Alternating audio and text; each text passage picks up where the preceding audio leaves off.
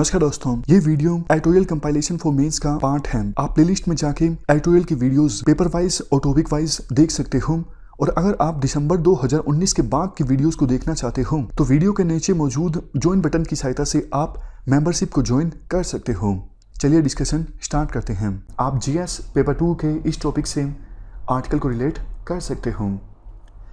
देखो, 1 साल पूरा हो गया जब जम्मू एंड कश्मीर के स्पेशल स्टेटस को रिवोक किया गया, तो पाकिस्तान ने हाल ही में अपना एक नया मैप रिलीज़ किया जिसमें जम्मू एंड कश्मीर को, लद्दाख को पाकिस्तान के अंदर दिखाया गया और इसके साथ साथ जूनागढ़ को भी पाकिस्तान के अंदर दिखाया गया। ये देखो अपने आप में काफ़ी ज़्यादा हास्यास्पद है। मतलब बिना किसी रीजनिंग के, बिना किसी एविडेंस के पाकिस्तान ने जूनागढ़ को अपने मैप में दिखाया।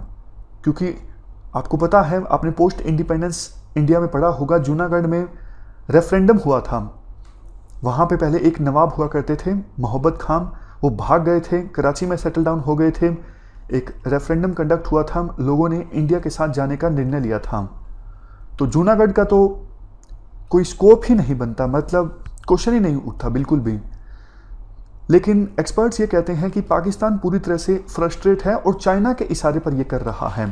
जैसे देखो, आपको याद होगा, भूटान के एक ईस्टर्न डिस्ट्रिक्ट को चाइना ने अपना पार्ट बताया था और चाइना के कहने पे नेपाल ने भी अपना नया मैप अडोप्ट किया।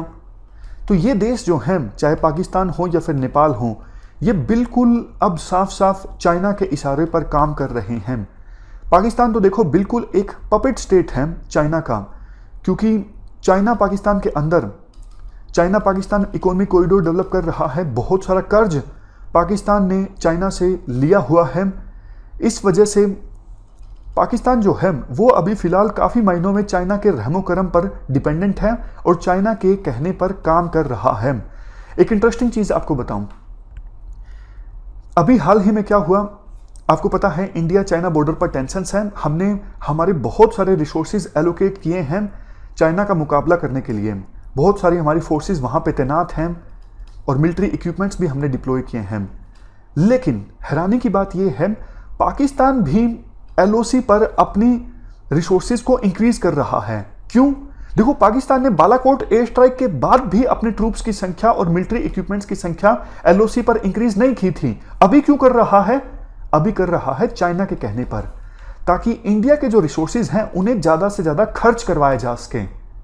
पाकिस्तान इंडिया को डराना चाहता है कि भैया 2 फ्रंट वार होगा आपका, देख लीजिए, आपके पास रिसोर्सेज इतने नहीं हैं और हम आपके रिसोर्सेज खर्च करवा देंगे।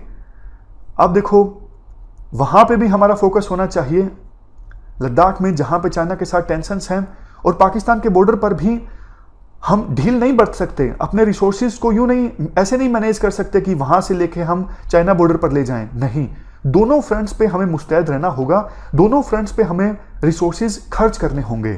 पाकिस्तान ये सब कर रहा है अभी चाइना के कहने पर। देखो, स्पेशल स्टेटस के रिवोक होने के बाद पाकिस्तान ने बहुत कोशिश की कि इंटरनेशनलाइजेशन किया जाए कश्मीर इशू का, लेकिन पाकिस्तान सफल नहीं हो पाया। यूनाइटेड नेशंस सिक्योरिटी काउंसिल की बंद कमरे में एक बार कश्मीर इशू पर चर्चा जरूर हुई थी, लेकिन इंडिया को सेंसर नहीं किया गया। यह कह के छोड़ दिया गया कि इशू जो है वो इंडिया के कॉन्स्टिट्यूशनल स्पेस के अंदर आता है। इवन इमरान खान ने भी एक बार माना कि कश्मीर इशू के ऊपर एक बार शुरुआत में जो चर्चा हुई थी उसका फायदा पाकिस्तान नहीं उठा सका। अब पाकिस्तान क्या करने लगा है? पाकिस्तान देखो टर्की को इन्वॉल्व करने लगा है, मलेशिया को भी पाकिस्तान ने इन्वॉल्व किया था कि ये देश पाकिस्तान के साथ मिलकर कश्मीर इशू पर इंडिया को क्रिटिसाइज करें। इसको राइटर कहते हैं नियो इस्लामिक एक्सिस। ये 3 देश जो हैं, पाकिस्तान, टर्की, मलेशिया, ये 3 देश मिलकर एक नई इस्लामिक एक्सिस बनना चाहते हैं। अभी देखो, मेनली जो अरब कंट्रीज हैं, ईरान या फिर सऊदी अरेबिया, मेनली इनको मुस्लिम कंट्रीज का लीडर माना जाता है। लेकिन ये 3 देश मिलके मुस्लिम वर्ल्ड का लीडर बनना चाहते हैं। खास करके देखो, टर्की के जो राष्ट्रपति हैं अर्दगन, इनकी जो एस्पायरेशंस हैं मुस्लिम वर्ल्ड का लीडर बनने की बहुत ज़्यादा हैं। अभी जैसे एक पुरानी म्यूजियम को फिर से मस्जिद में कन्वर्ट कर दिया था। तो ये ओटोमन एम्पायर की ग्लोरी को फिर से रिवाइव करना चाहते हैं। इसीलिए पाकिस्तान जो है टर्की के साथ मिलके और मलेशिया के साथ मिलके इंडिया को क्रिटिसाइज करना चाहते हैं, ताकि इंडिया को आइसोलेट किया जा सके वर्ल्ड में। और अभी देखो यूएसए इंडिया के काफी करीब आ गया है, तो ये नरेटिव इस प्रकार का सेट कर रहे हैं कि मुस्लिमों का दुश्मन जो है वो यूएसए है, और अब इंडिया भी यूएसए के साथ है तो इंडिया भी सभी मुस्लिम कंट्रीज का दुश्मन है। इस प्रकार का ये नरेटिव सेट करने में लगे हुए हैं। हमें देखो आवश्यकता ये है, चूंकि अब 1 साल पूरा हो चुका है कश्मीर में स्पेशल स्टेटस को रिवोक किए हुए, अब हमें देर नहीं करनी चाहिए, सभी स्टेक होल्डर से बात करनी ही चाहिए। खास करके कश्मीर के वो युवा लोग जिन्होंने हायर एजुकेशन प्राप्त की है, उनको अब ये लगने लगा है कि 1 साल हो गया इंटरनेट नहीं चल रहा, तो बाकी देश के बाकी हिस्सों में युवा लोगों को जो अपॉर्चुनिटीज हासिल हो रही हैं, इंटरनेट ना चलने की वजह से हम उन अपॉर्चुनिटीज का लाभ नहीं उठा पा रहे हैं। देखो, अगर कश्मीर में इंटरनेट नहीं चलेगा तो स्टार्टअप्स कैसे काम करेंगे, बिजनेस कैसे काम करेंगे, टूरिज्म इंडस्ट्री भी सही से नहीं चलेगी। तो इसलिए सरकार को अब इस मामले में ठोस निर्णय लेना चाहिए, ताकि कश्मीर के जो युवा हैं वो एलियनेट ना हों। ये हमने पूरा आर्टिकल डिस्कस किया। इस डिस्कशन में फिलहाल इतना ही है। Thank you very much for discussion.